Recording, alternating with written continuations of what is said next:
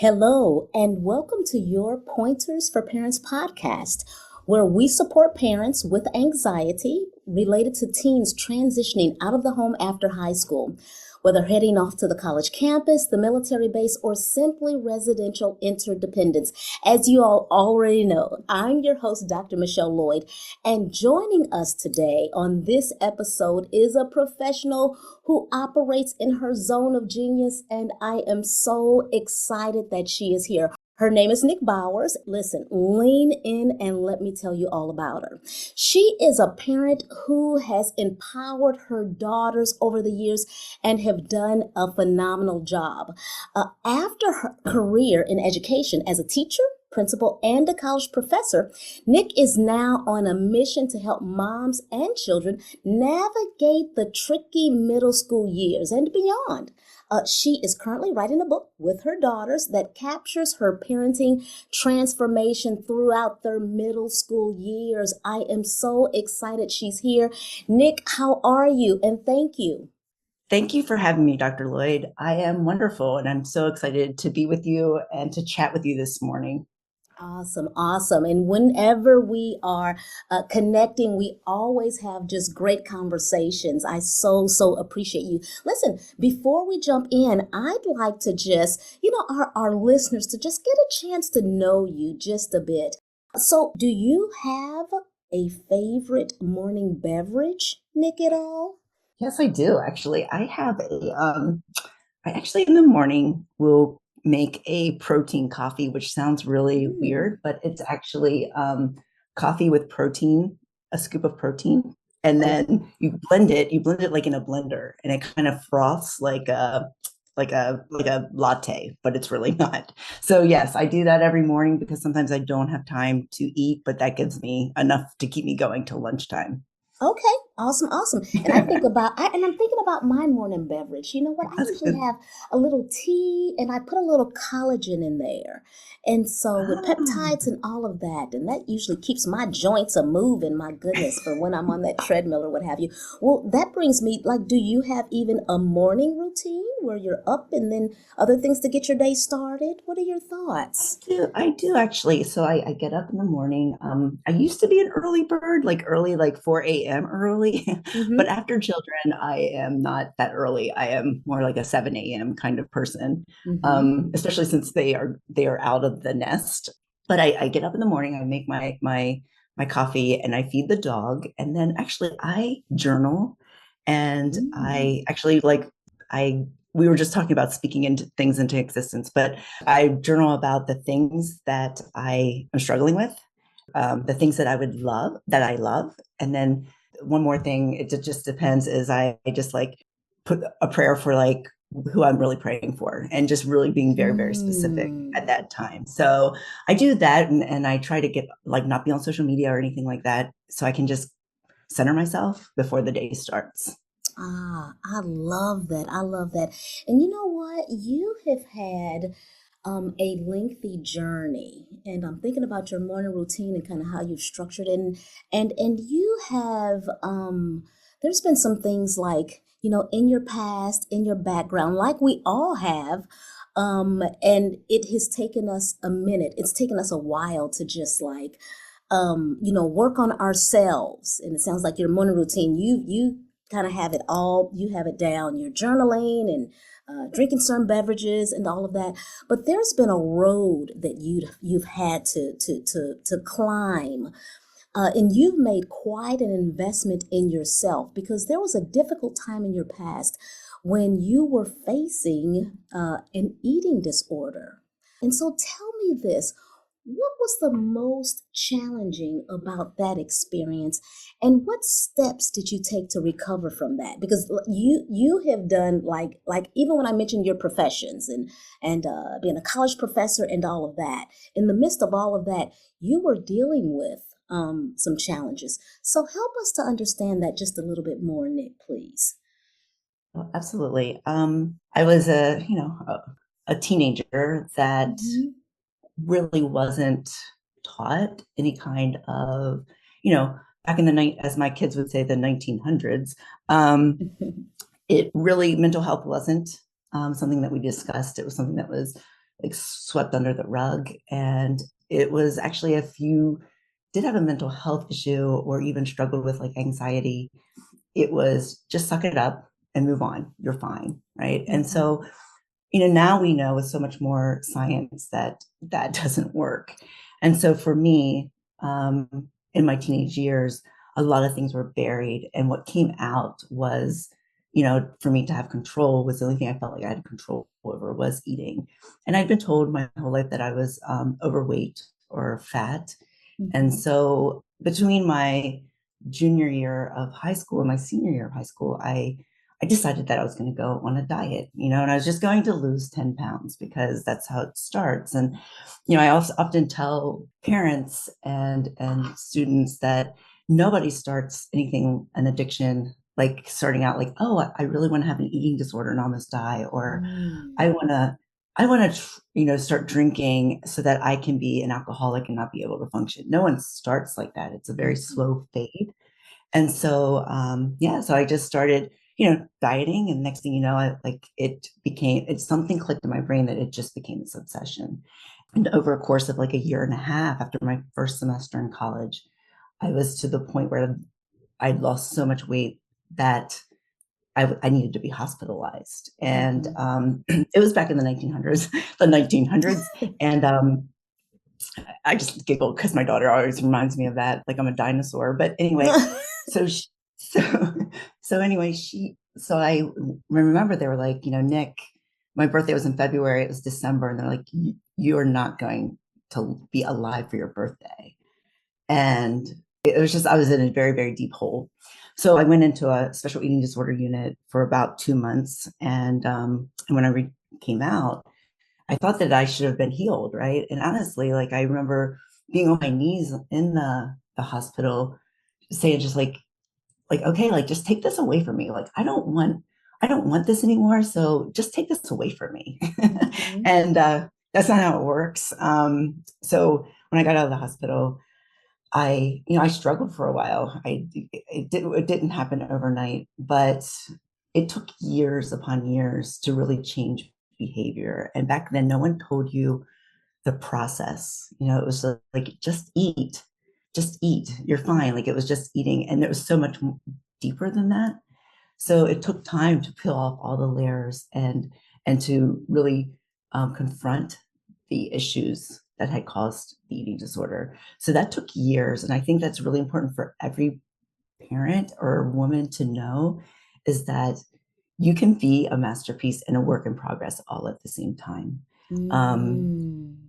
so I think when you and I spoke the first time, um, I remember thinking that my whole life was just a disaster. I'd lost all my scholarships. I couldn't return to school. So I basically took a forced gap year and had to just really like get to myself to where I was functioning Mm-hmm. before I could go back to school.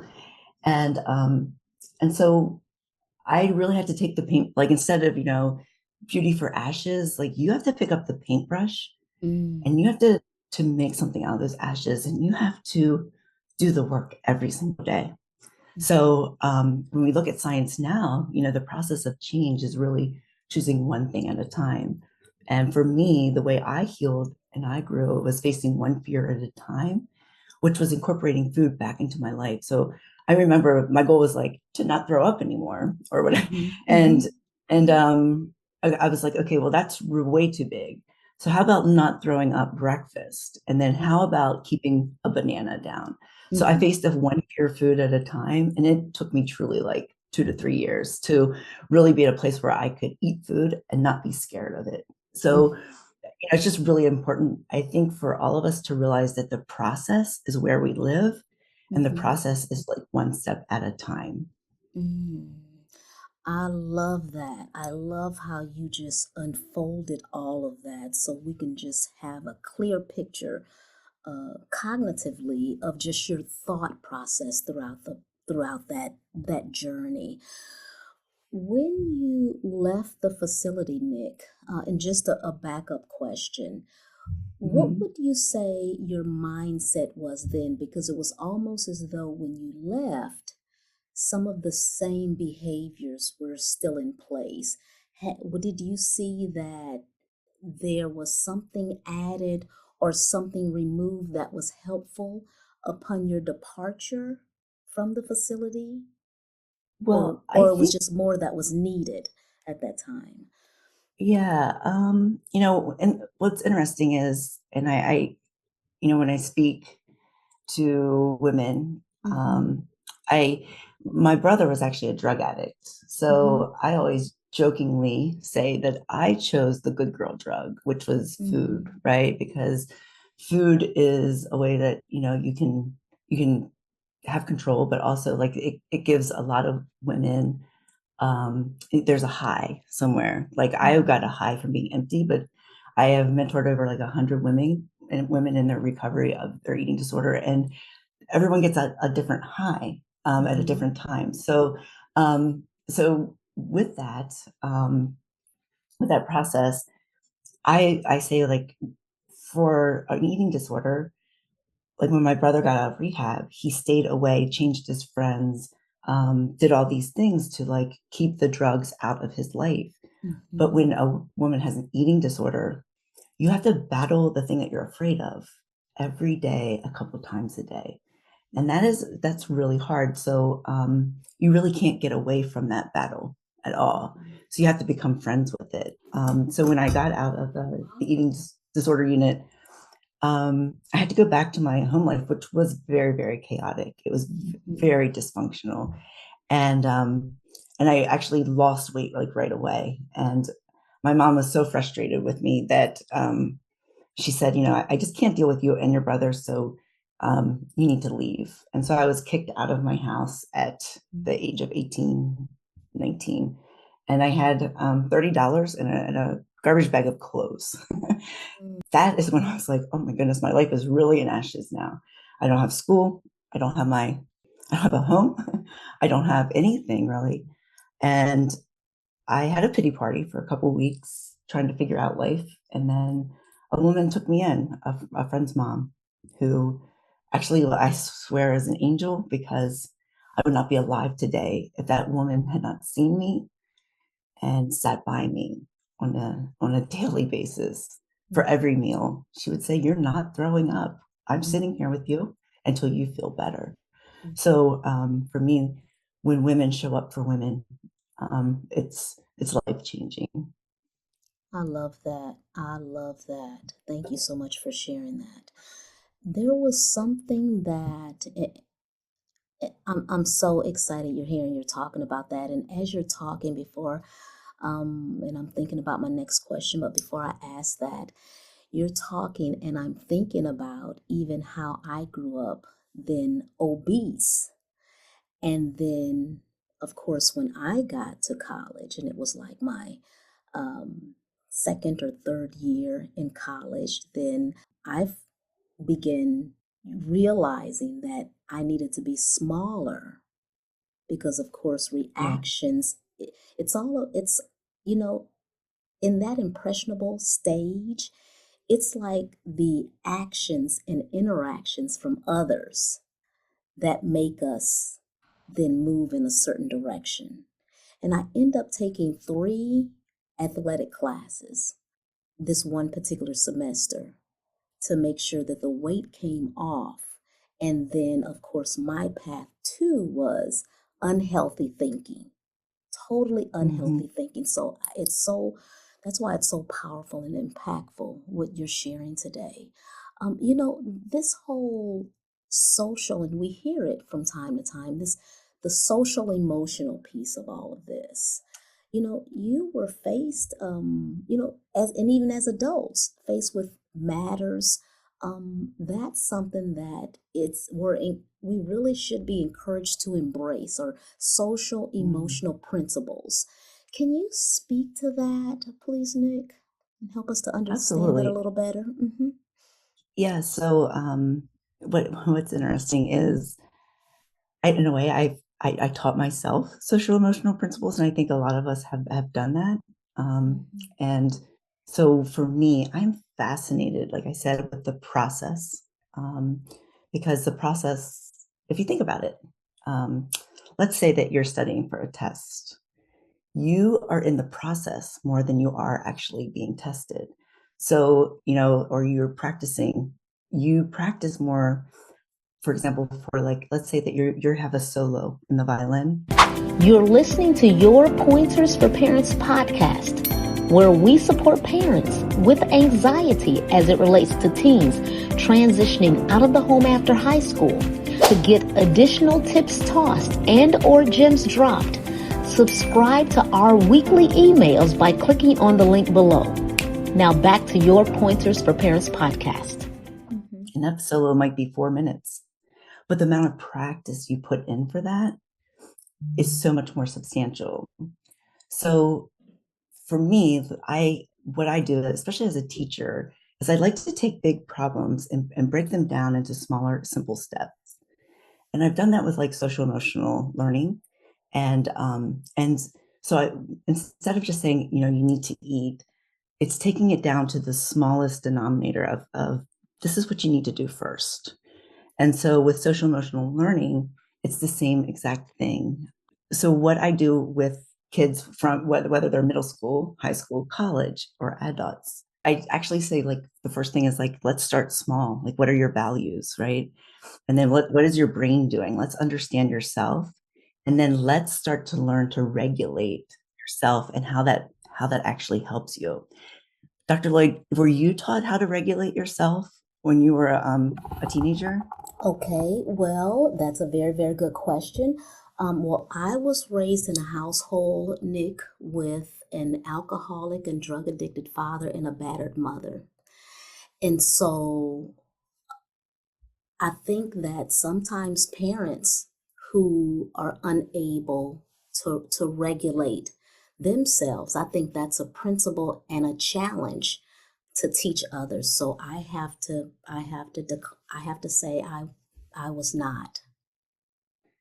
Did you? But you learned, but it was like probably the hard way. Was it like? Is that how you learned? I learned over time. I was in Mhm. Alateen.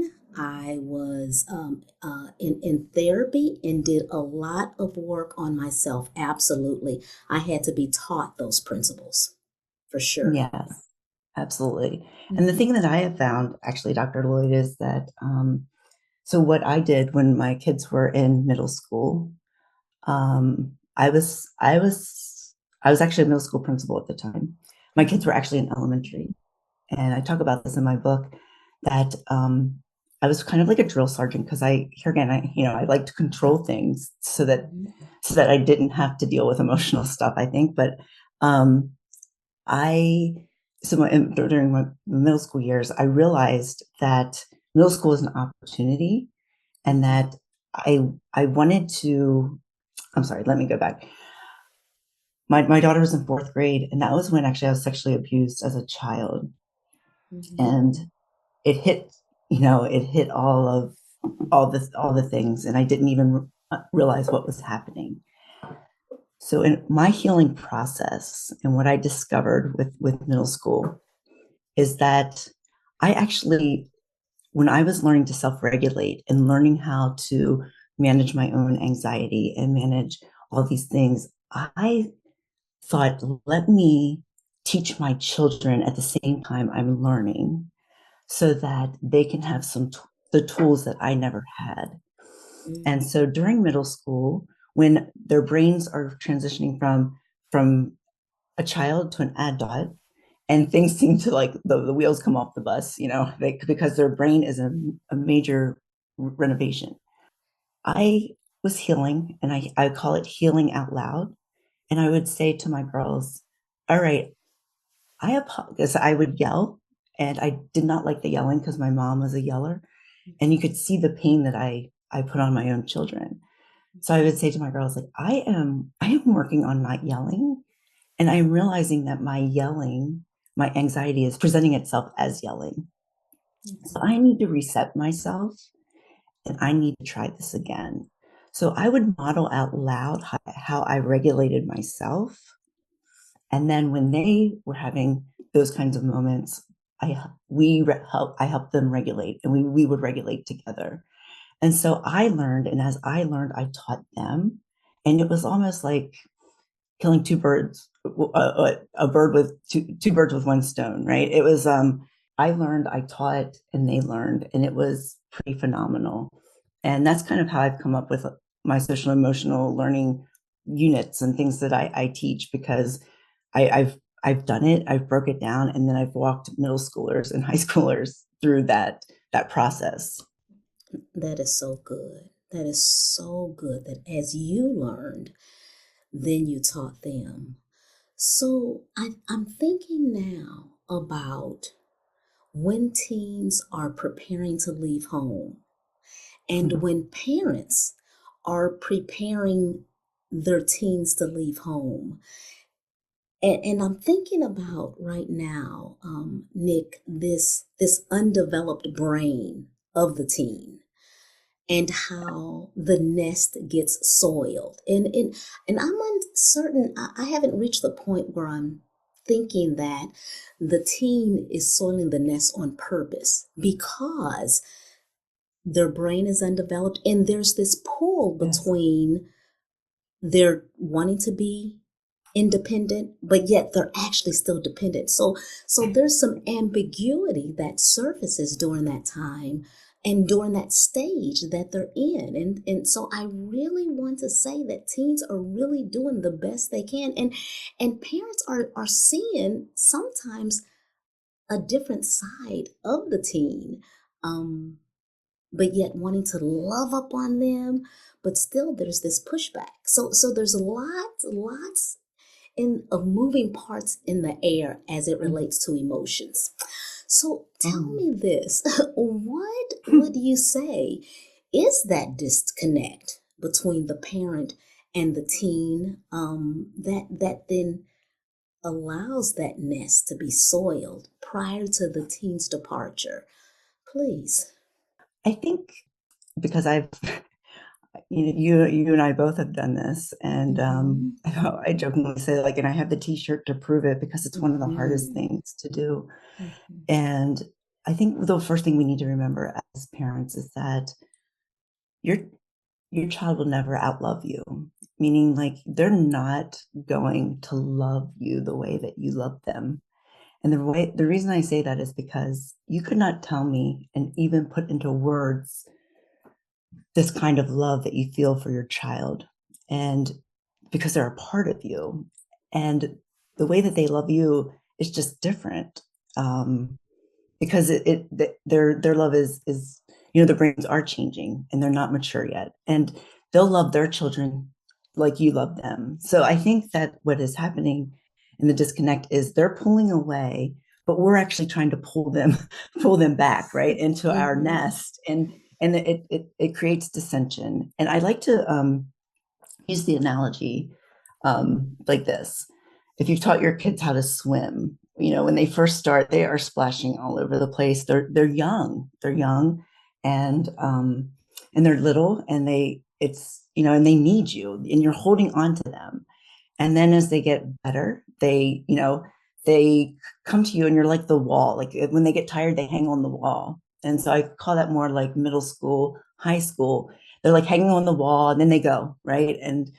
But then they become tall enough and more confident enough to where they touch the bottom, and they have that foundation underneath them, and they don't need the wall as much. And what happens, I think, when they're getting ready to fly, is that they push off the wall, and they push off the wall for this big push to get to where they need to be. And we're that wall. And when they push off of us, it hurts. Mm-hmm. It really hurts. And I think of that, like, when my kids are doing that, I'm like, okay, Nik, they're just pushing off the wall, and you're going to be solid, and you're going to be standing there because you've always been the wall that they can come back to. That is, and I just have that picture in my imagery right now, and that's exactly what has happened. I just love how you just said your child will never outlove you. When I tell you that is so much the truth, that there's absolutely no way. There's absolutely no way that they can do that. No. They cannot do that. And I'm glad. I'm glad. So is Absolutely. there this was such an impactful segment. Listen, any additional advice that you would like to share with our listeners, Nik? Yeah, I really would. I think I shared this actually on my social media about a month ago because I was Mhm. actually going through this myself because my girls were leaving and or you know visiting, and so when they go and you haven't seen them in a couple months, and I've had this conversation, and I would suggest every parent finding their way with this conversation. Um, I always say this to my girls because they're changing so much and growing so rapidly. I say to them, look, I this is the first time as a mom that I have been here with you being where you are developmentally. And this is the first time you've been here developmentally. And so I love you so much. And in order for our relationship to be healthy, we need to give each other the grace and space to grow and to get to know each other again. So when they come back from like a break and they've been gone, they're different people. And I sometimes want them to be that middle schooler that needs me, but they're not. So I have to take that time, give them grace and space, and I've changed as well. So we give each other grace and space to get to know each other those first couple hours again.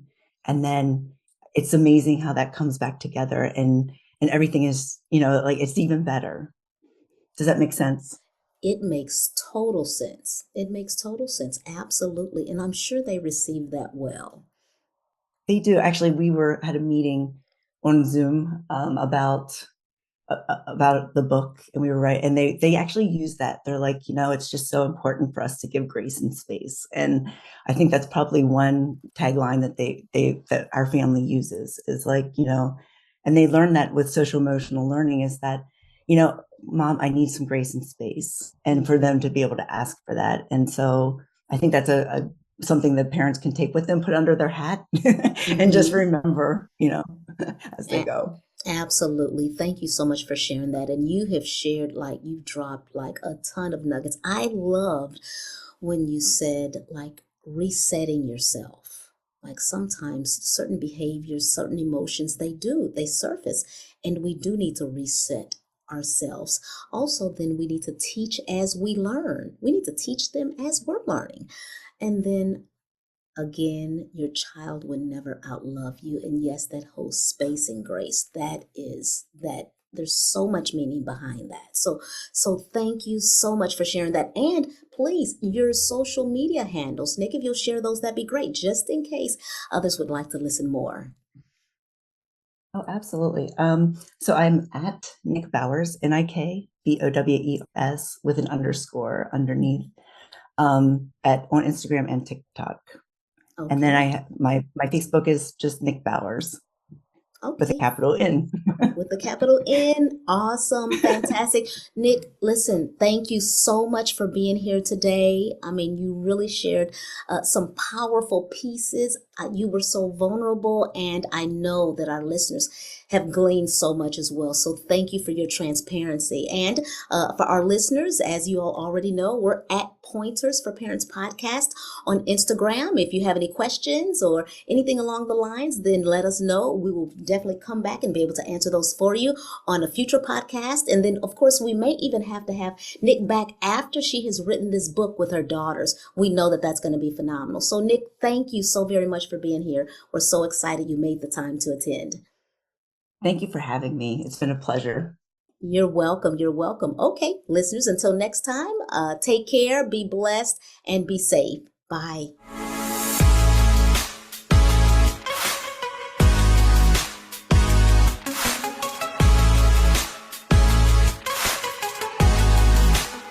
Pointers for Parents podcast.